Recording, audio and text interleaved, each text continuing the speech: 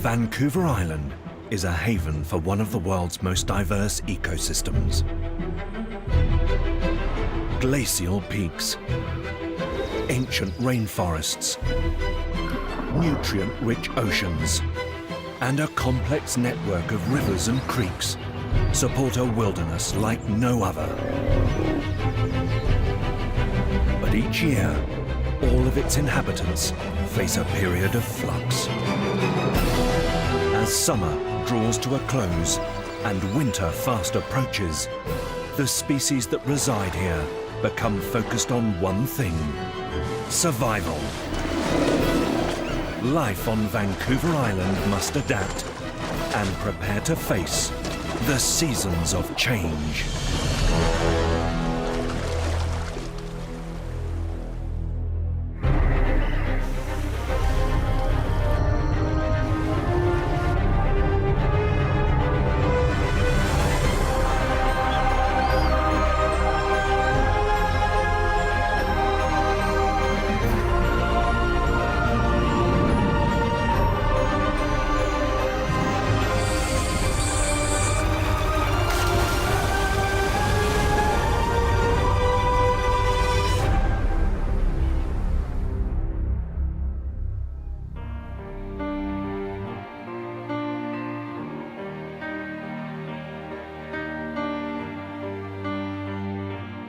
Vancouver Island is located in the Pacific Northwest. A narrow channel is all that separates it from the west coast of Canada. At 460 kilometers in length, it covers an area of 32,000 square kilometers. Spring and summer here is a time of plenty. Rivers run freely and the forests are abundant with food.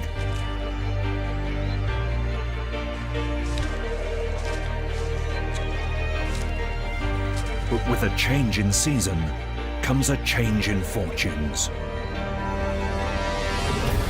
The beginning of fall marks a shift for all of the island's animal inhabitants. As winter draws ever closer, the animals both on land and at sea are forced to adapt or prepare to leave. Surviving the season ahead takes ingenuity, patience, and luck.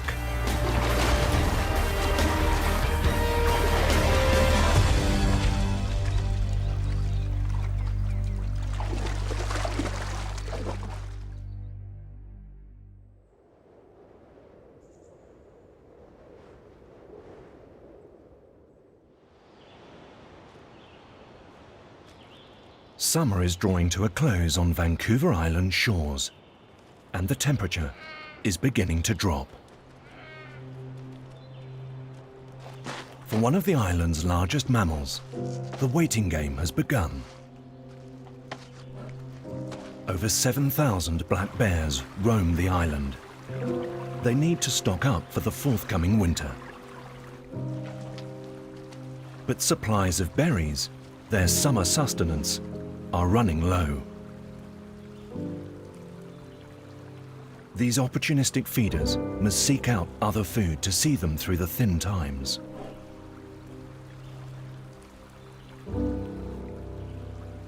The seasons are changing, and repercussions like these aren't only felt on land. In summer, the Pacific waters encircling the island are a vast protein shake. But now that winter is approaching, the plankton bloom is beginning to fade, and small shoals of Pacific herring gather to feed on what remains. These fish make an energy-rich meal for diving birds like these murres.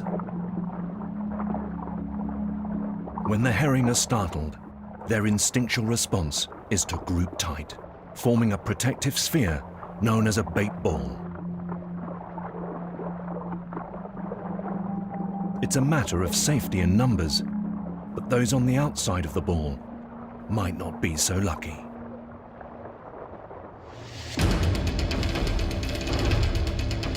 This predator is known to have a taste for fish. Killer whales weigh up to 9,000 kilograms and roam the island's coast in pods of up to 30 individuals. Also known as orcas after the Roman god of the underworld, they have a powerful jaw, armed with 20 pairs of 8-centimeter long, interlocking teeth.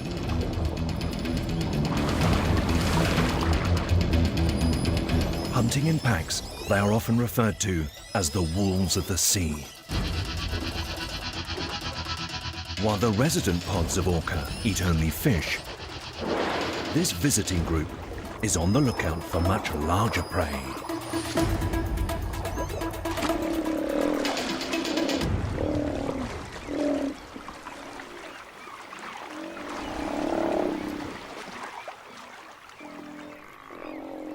Steller sea lions are named after German naturalist Georg Wilhelm Steller, who first described them in 1742. The largest of all sea lions. They can reach over 3 meters in length and weigh more than a ton. Unlike most true or crawling seals, sea lions have visible ears and are often much more vocal than their counterparts.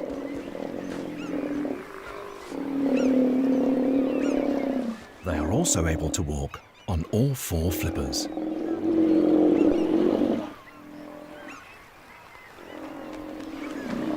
Sounding like a group of players in a locker room, these bachelors constantly jostle for a better position on coastal rocks.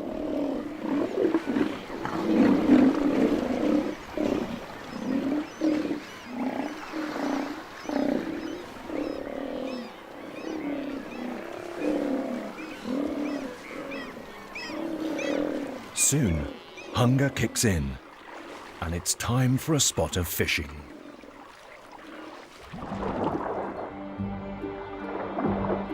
Sea lions may seem cumbersome on land, but underwater, they become graceful and sleek. Seabirds on the surface signal a potential meal.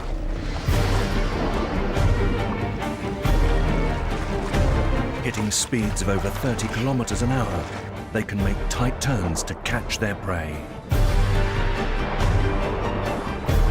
But a bait ball like this presents an easy snag.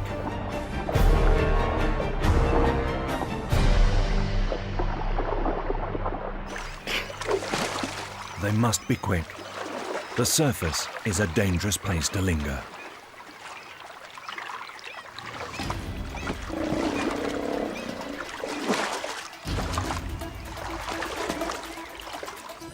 There are killers in the deep.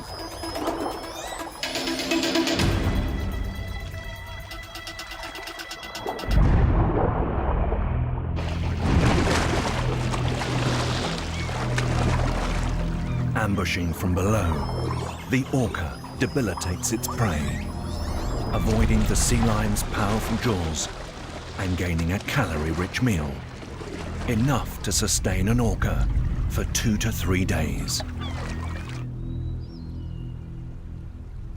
On land, the search for winter provisions continues.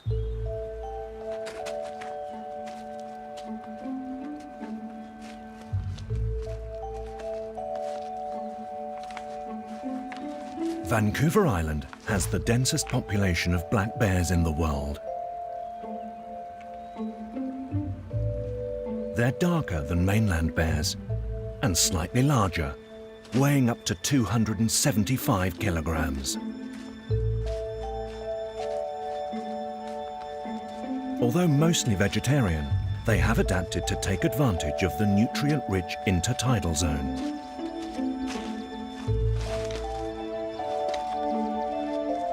At low tide, this bear has made its way down to the shore in search of one thing: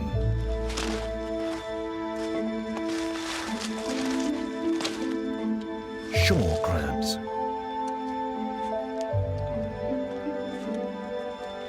With a sense of smell 7 times sharper than that of a bloodhound, the bear catches the scent and uses long curved claws to pull up rocks and boulders, revealing a tasty treat underneath. But a few tiny shore crabs won't be enough to see this bear through the long hibernation ahead. It will need a far richer food source if it's to survive. Each month, the size of the changing tide fluctuates. The biggest tides of all happen on the new moon, when the moon and the sun are on the same side of the earth. These are called spring tides, referring to the springing forth of the water. During these extreme tidal lows, vast tracts of shoreline are exposed. The plants and animals that live here must survive until the next high tide.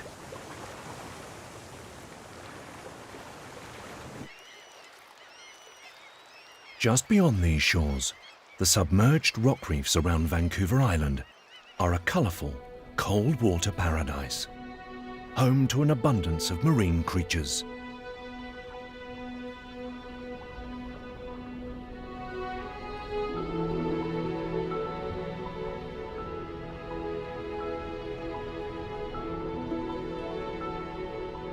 Where tidal currents are strong, anchored communities of filter-feeding animals thrive, depending on the currents to fulfill all their needs.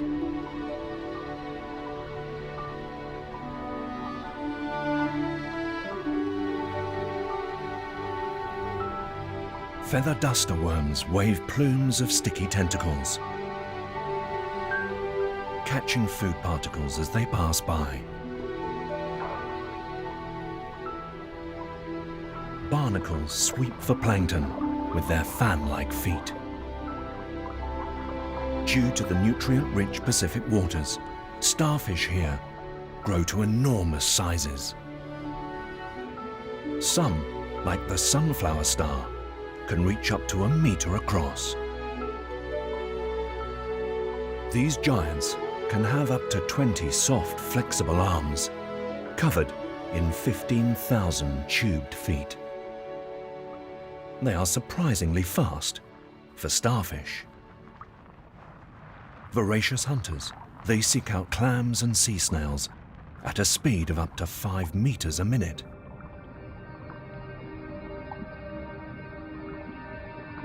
Down here, camouflage can be key to survival.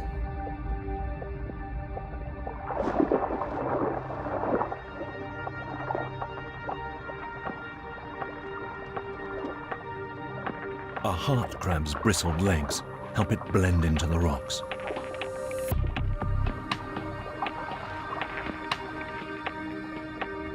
Sea urchins rely on their threatening spines to ward off predators. Soon the water temperature will drop to just 5 degrees Celsius, and the winter currents will create a downwelling, pushing high nutrient waters to greater depths. The marine life of Vancouver Island will need to work harder to find food.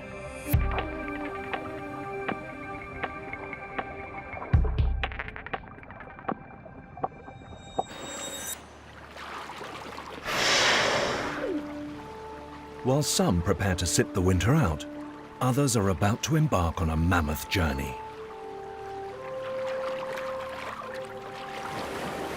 Humpback whales are the 5th largest animal on the planet. They can reach 19 meters in length and weigh up to 36 tons.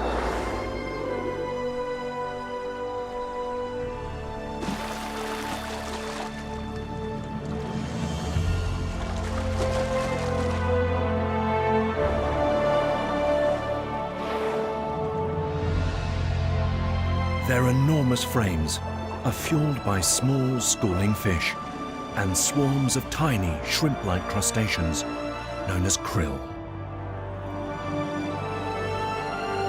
Consuming up to a ton each day, these toothless whales use a mass of bristles called baleen plates to filter food from the water.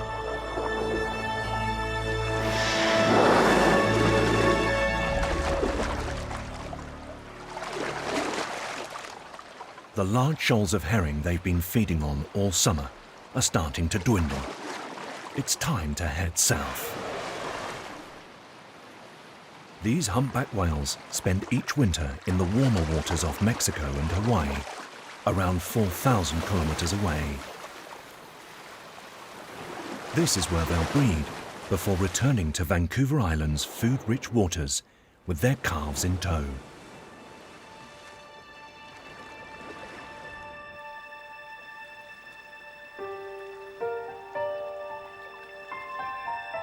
On the shores of the Makina Marine Provincial Park, boiling sulfur-saturated water pools mix with ocean swells. This part of the coast lies on a fault line in the Earth's crust, an enormous crack travelling deep beneath the surface.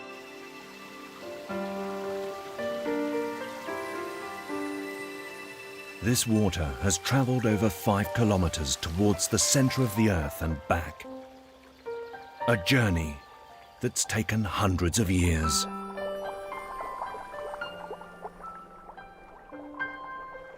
As it slowly travels through the rock layers, the water is geothermally heated to over 100 degrees Celsius before intense pressure forces it back to the surface, finally emerging into the light at around 50 degrees Celsius.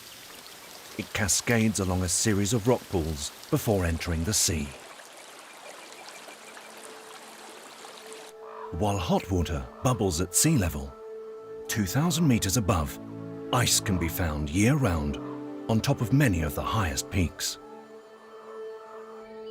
Vancouver Island's formation came about through a combination of volcanism and tectonic plates colliding, but glaciation also played a major part.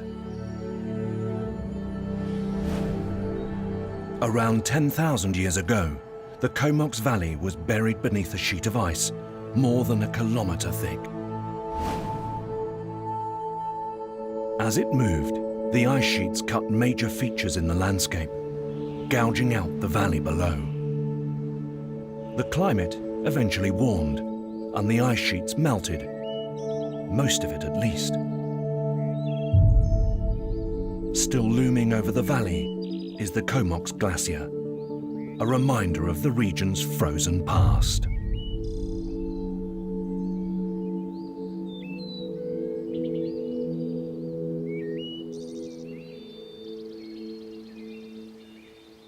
On the steep slopes below, one creature is making the most of the autumn sun before it beds down for winter.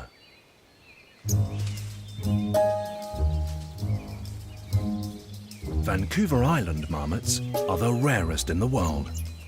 At one point, their numbers dropped to just 25. While the exact reason for this decline is unknown, it is thought changes to the landscape may have led to an imbalance in predator and prey numbers. Thanks to a recovery plan of captive breeding and release, their numbers are slowly increasing.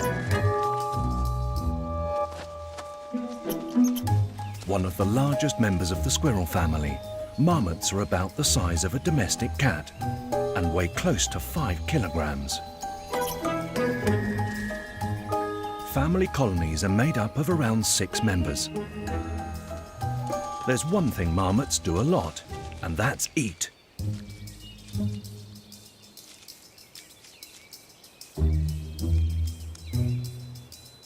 Living above 1,000 meters, they must double their mass during the spring and summer months, when food is readily available.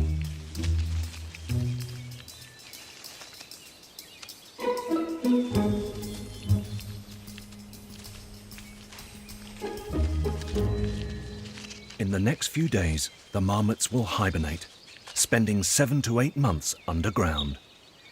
Their heartbeats will slow to just 3 or 4 beats per minute. By the time they re-emerge in April, they'll have lost 1/3 of their body weight.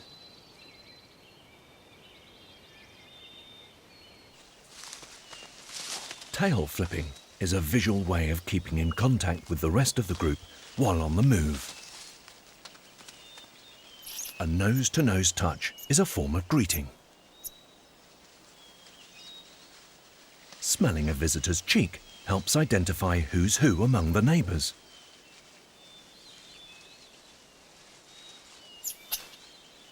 Once they've had their fill, sunbathing on boulders helps to regulate the marmot's body temperature. These elevated vantage points are ideal spots from which to watch for predators.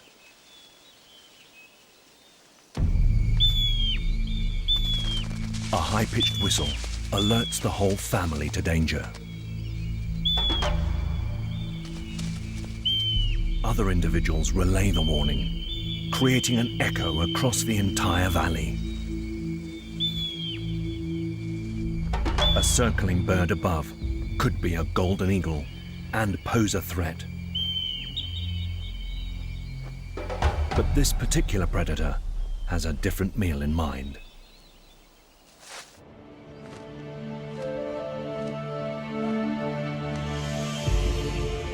The bald eagle is the only eagle unique to North America.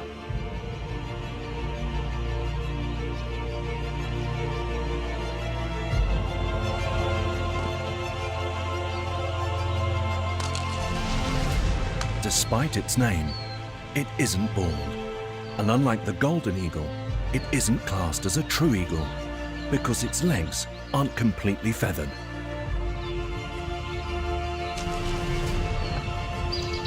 It has a wingspan of over 2 meters and can weigh up to 5 kilograms. With binocular vision, a strong hooked beak, and powerful taloned feet, the bald eagle is an excellent predator. Their speciality is fishing, with fish making up around 90% of their diet. However, this requires a lot of energy, and it's thought that only 1 in 18 missions results in a catch.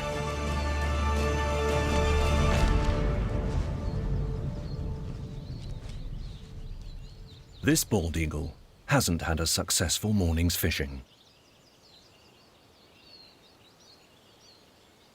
As eagles don't sweat, panting is used to regulate body temperature. Catching the scent of food nearby, the eagle moves in.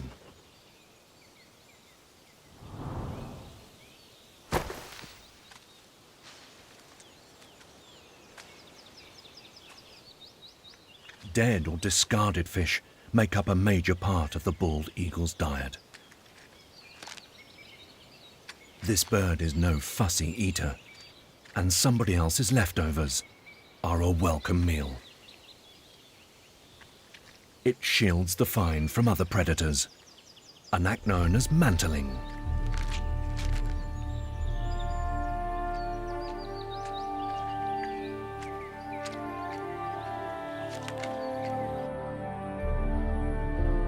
The mountains of the Vancouver Range extend the entire length of the island, giving rise to some of Canada's most spectacular waterfalls.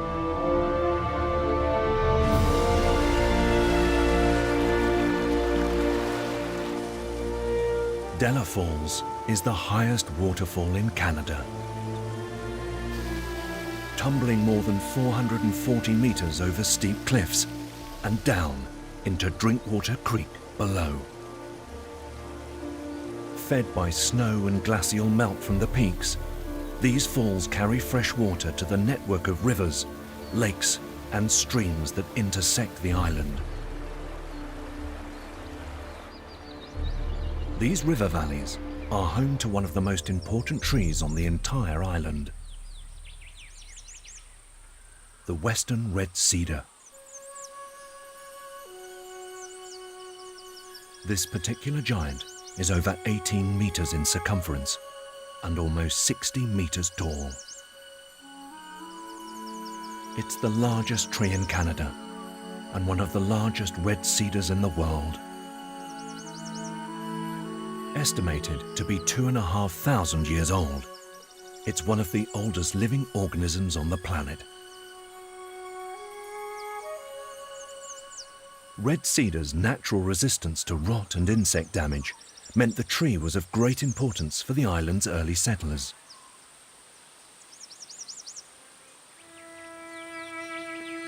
This half-finished warrior canoe still bears carving marks made before it was abandoned several centuries ago.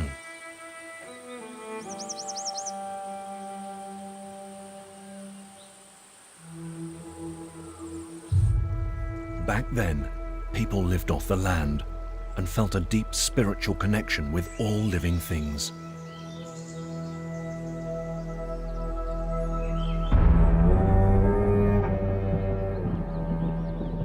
Carved cedar totem poles depict the crest animals of different family clans.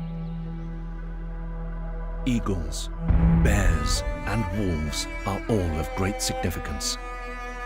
But one creature is held in utmost reverence: the Pacific salmon.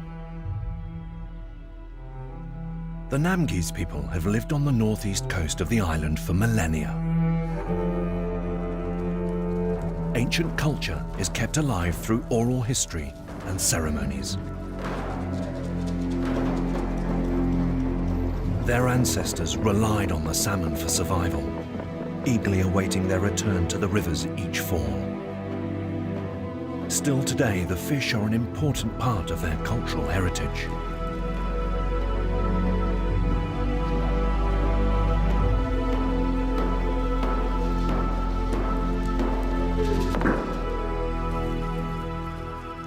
The Namgis believe that long ago, when the world was young, a man was approached by a spirit being. The spirit asked him if he wanted to become a mountain. The man refused, because mountains can slide and crumble. He was then asked if he'd like to become a cedar tree. The man again answered no, as trees can split, fall, and rot.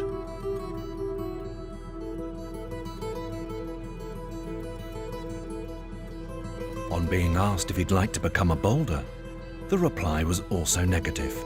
Boulders crack and crumble. Finally, when asked if he'd like to become a river, the man said yes. The spirit pushed the man down, saying, "There you will be a river for as long as the days dawn in the world, and you will be full of salmon, so that your descendants may never starve."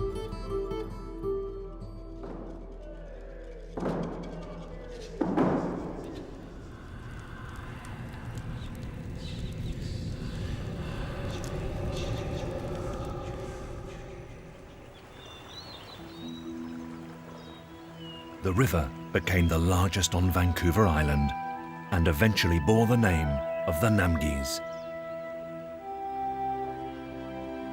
It's now known by its modern name, the Nimkish River.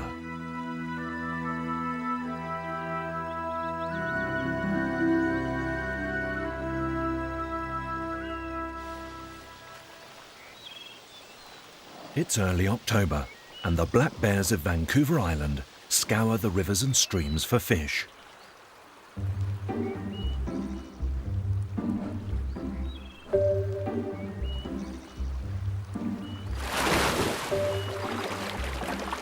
At this time of year, they can spend up to 20 hours a day foraging for food. The island's largest predator, these bears can scale trees with ease, run at over 50 kilometers an hour, and swim long distances.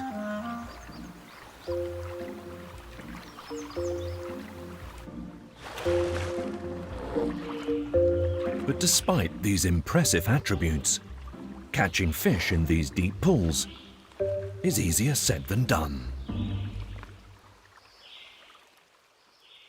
Further upstream, on the Englishman River, one creature is having better luck, building up reserves for the winter ahead.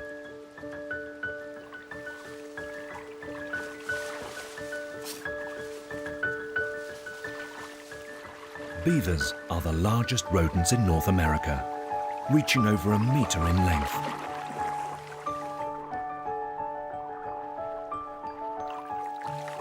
They spend their days making dams along the region's slower-moving waterways.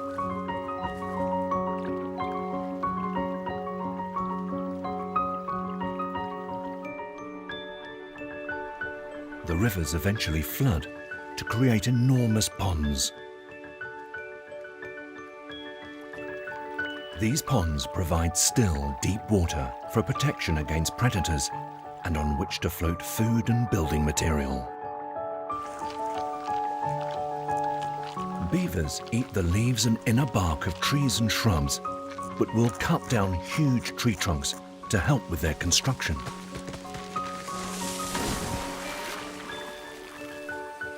Their front teeth never stop growing, and this constant chewing prevents them becoming too long. Next to humans, no other animal appears to do more to shape its own landscape. The vast, calm stretches of water in a beaver pond trap nutrients flowing downstream, creating a perfect habitat for aquatic invertebrates, which in turn provide fish with foraging opportunities not found in fast-flowing streams. These conditions play a key part in drawing one species of fish back to the island.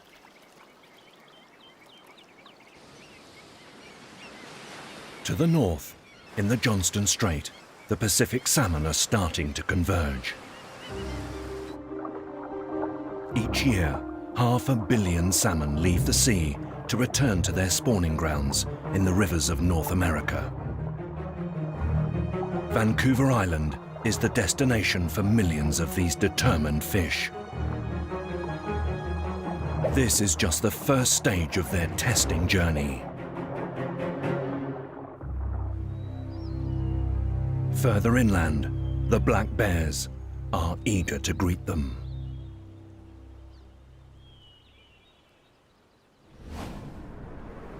On the southern tip of the island lies East Souk Park, 1,400 hectares of wilderness and protected coastal landscape.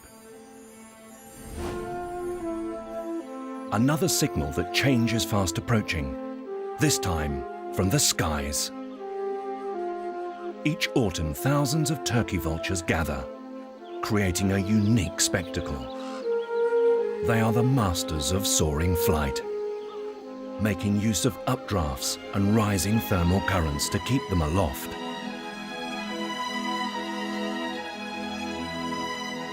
This way of traveling uses just a fraction more energy than when they're standing still.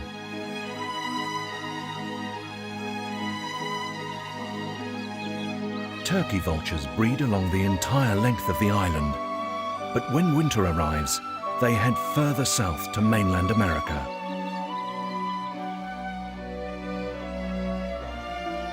On reaching the cooler coastal air, they form large flocks or kettles, waiting for the right conditions to make it across the strait.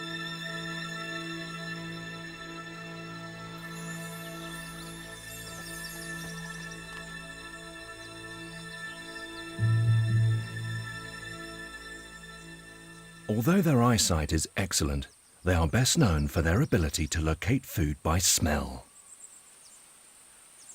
The part of their brain controlling this sense is 3 times larger than some other vulture species.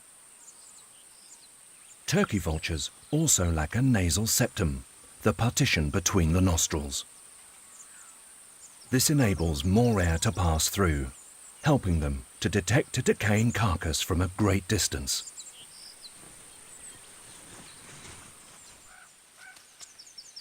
Carrion makes up the majority of their diet, as they lack the sharp beak and talons used by other birds of prey to make a kill.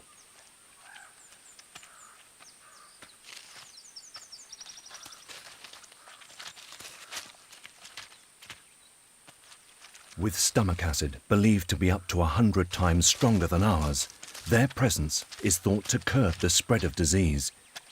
Even anthrax bacteria is killed off when consumed. Despite their decaying diet, turkey vultures are one of the cleanest animals around. Their featherless head and constant preening keeps germs and microbes to a minimum.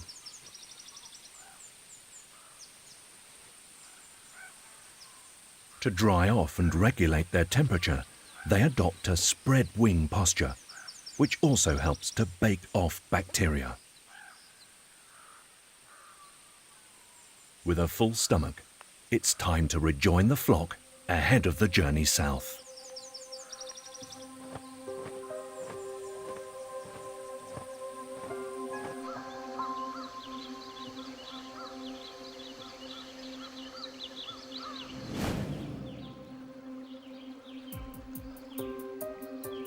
Shoals of salmon have worked their way inland.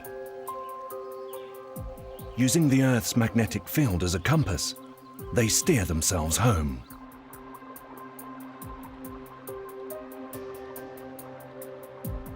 As they get closer, their sense of smell will guide them to the exact place where they hatched. But they aren't home and dry yet. They pause, preparing to face the many obstacles that lie ahead.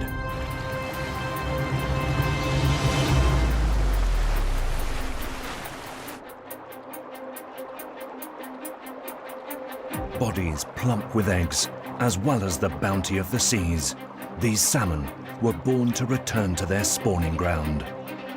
And nothing short of death will stop them.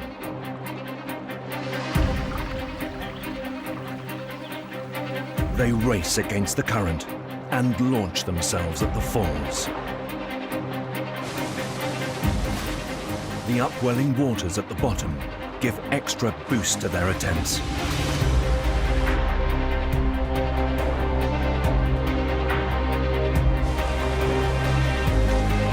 This is just the first of many. Some of the rapids and waterfalls they'll face will be powerful enough to eliminate all but the strongest salmon. Initial leaps are rarely successful.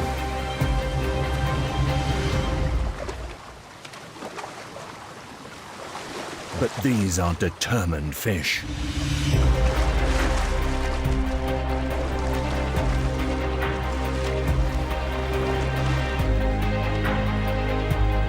Eventually, perseverance pays off.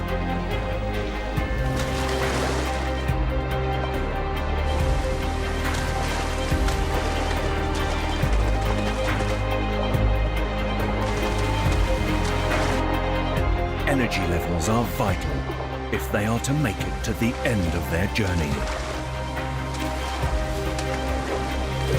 These salmon haven't eaten since they left the sea. They rely solely on fat stores accumulated while in the ocean to keep them going. For some, the journey home is already taking its toll. Pausing for just a moment can be a costly mistake. Especially in black bear territory.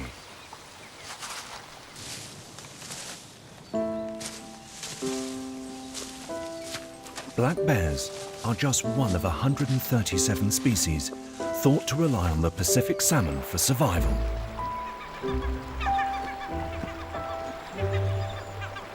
But there is only a limited window in which to take advantage of this food influx.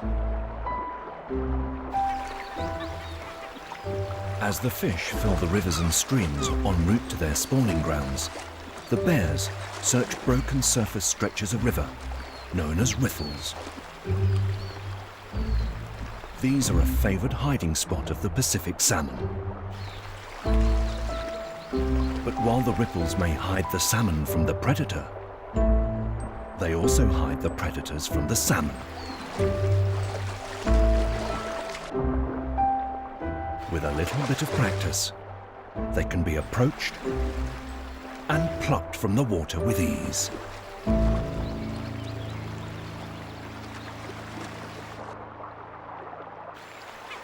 Black bears play a unique part in supporting Vancouver Island's ecosystem.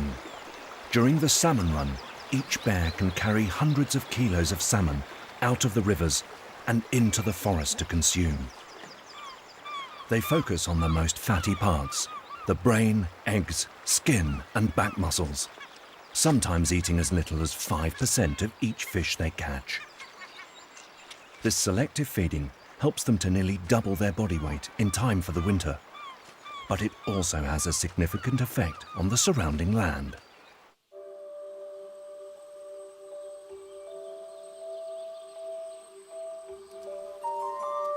When the discarded carcasses break down, nitrogen, phosphorus and other nutrients are absorbed by the surrounding vegetation.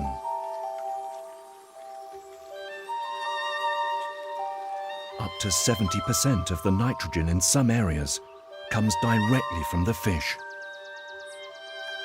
Trees on the banks of salmon-stocked rivers can grow 3 times faster than those next to fish-free streams. Vancouver Island is home to the tallest Sitka spruce trees in Canada, possibly the world.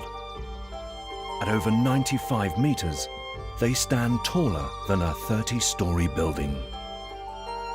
Here, Sitka spruce take only 86 years to reach a thickness of 50 centimeters, a process that would normally take 300 years.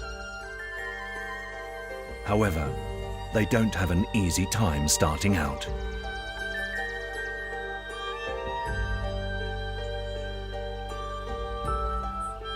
As seedlings, they must compete with dense mosses and smaller plants that carpet the forest floor. But help is at hand. Fallen trees provide an open growing area to the young saplings. These nurse logs give seeds a head start, a haven in which to germinate and develop.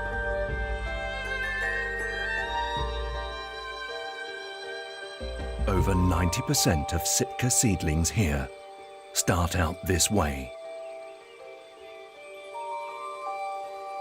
Fungi too play a crucial role in supporting this ecosystem, recycling nutrients from fallen trees and making nitrogen available to help young plants grow. They are a favorite of the Pacific banana slug, the second largest land slug in the world. They can grow up to 25 centimeters long. After eating, they excrete a nitrogen-rich fertilizer, spreading seeds and spores across the forest.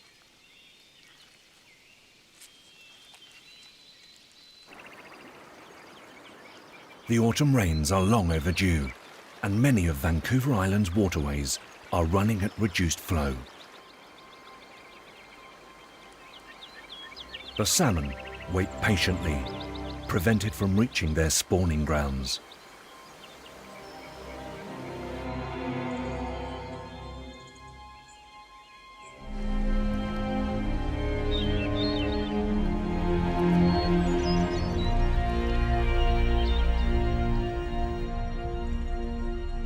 But at last, change is in the air. Even the black bears can sense it.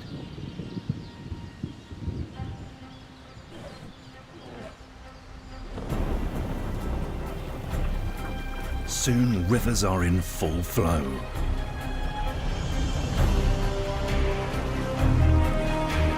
These salmon may have already traveled 6,400 kilometers. One last push will get them to their destination. They make their move.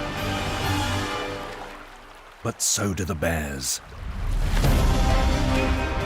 Finally, the food they've been waiting for is here. And they'll work tirelessly to catch it.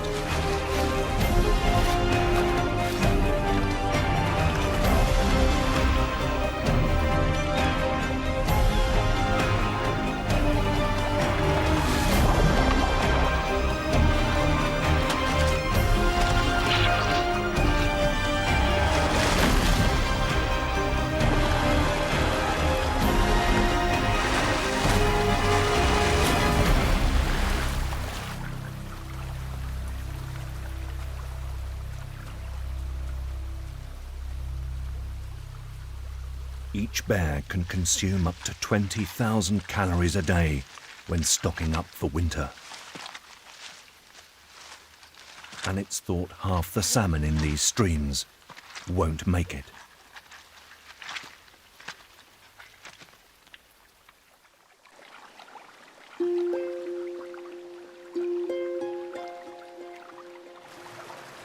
Despite the deluge of autumn rains, the rivers remain relatively clear and free of debris. Tree roots in the surrounding forest hold the soil, which filters water before it enters the streams. These rivers contain some of the purest water in the world, ideal for the Pacific salmon. For those who do manage to avoid the bears and reach their destination, a final challenge lies ahead.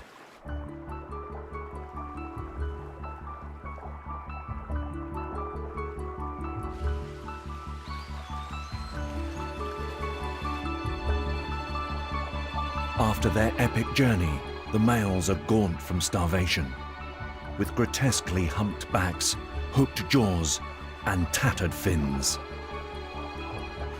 Many females are covered in white patches of bruised and damaged skin. Fortunately, they're nearing the end of their mission.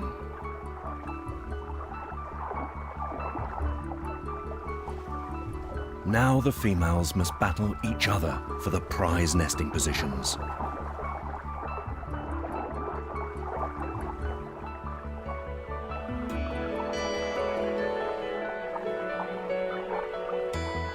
The males take up their place behind, prepared to fight off competitors.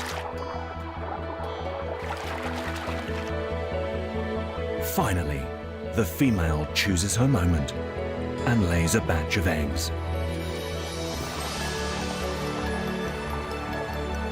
The male instantly moves in to fertilize them.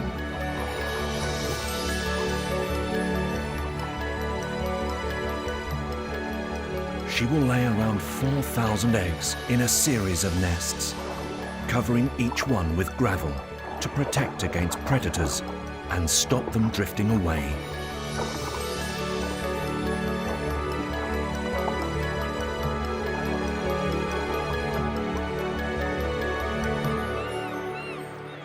But it's not just the bears who've been waiting for the salmon.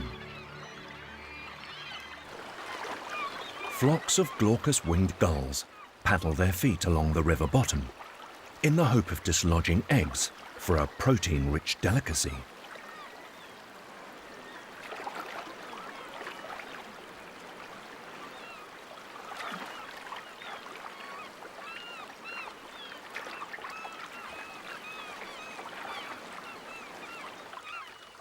Dippers have come to take advantage too. The eggs make a welcome change from their usual diet of aquatic insect larvae. However, capitalizing on the large salmon spawn can sometimes throw up its own problems.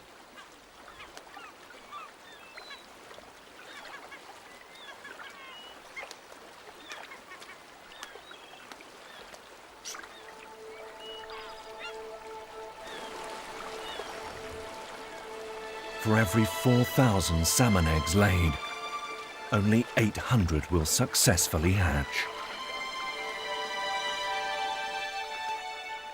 Only 200 will make the journey back to the sea.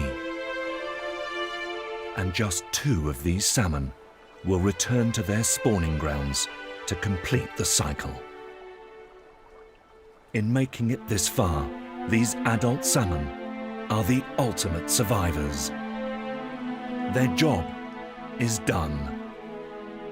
Their final act marks the end of their life.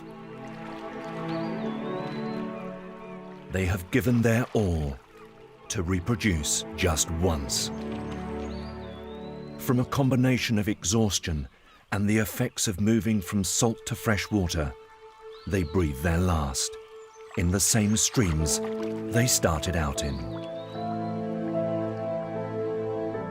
Their death will release nutrients to feed the aquatic food web, which in turn will nurture the next generation of Pacific salmon. By sacrificing their bodies, they ensure Vancouver Island will remain teeming with life through the winter ahead.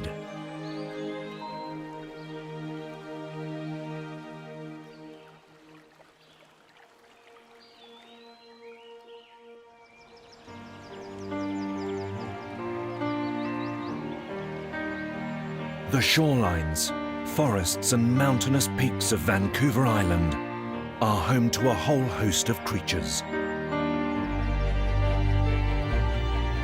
They are supported by a network of rivers and creeks which carry the fuel for many forms of life. But each year, as winter approaches, the animals on land and at sea must face their greatest challenges. By making the most of opportunities when they can, the animals of Vancouver Island battle to survive these seasons of change.